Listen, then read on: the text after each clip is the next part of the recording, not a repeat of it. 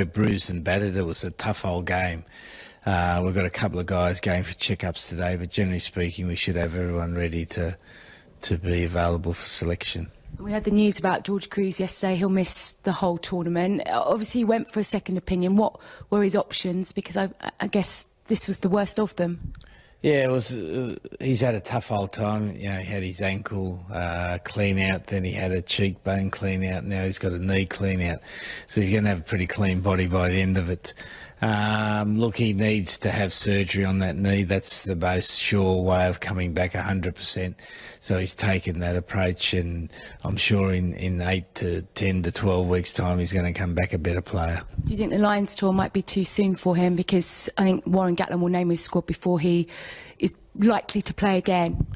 Well, I think, you know, given he's such a quality player, Warren might gamble on him, but that'll be Warren's decision. And Mako Vunipola back in camp. When might we see him play Test match for England? Yeah, we're working with Sarries very closely to get him back to where he needs to be so he can play for them and then play for us. But we'd definitely like to see him in the latter half of the Six Nations. You had another look at that France victory.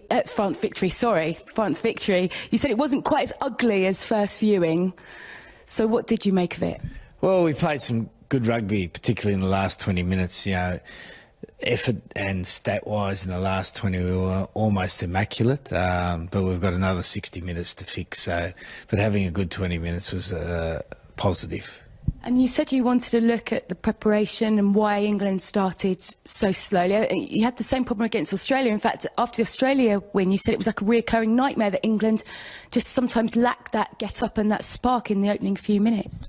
Yeah, I think the more games you win, the more you think you're going to win, and sometimes that can mean that you don't take the game by the horns at the start, and we really need to do that this week against Wales, because if we allow Wales into the game and we allow them to get some easy points, the crowd comes in, the crowd affects the referee, and then you're in a real bun fight, and we don't want to be in a bun fight in Wales. And how does the way you finish in sort of shape your views on selection this week? Are you tempted to give a few of those a start from the change of where you got to? Not really. Look, I think it was our first game of the tournament.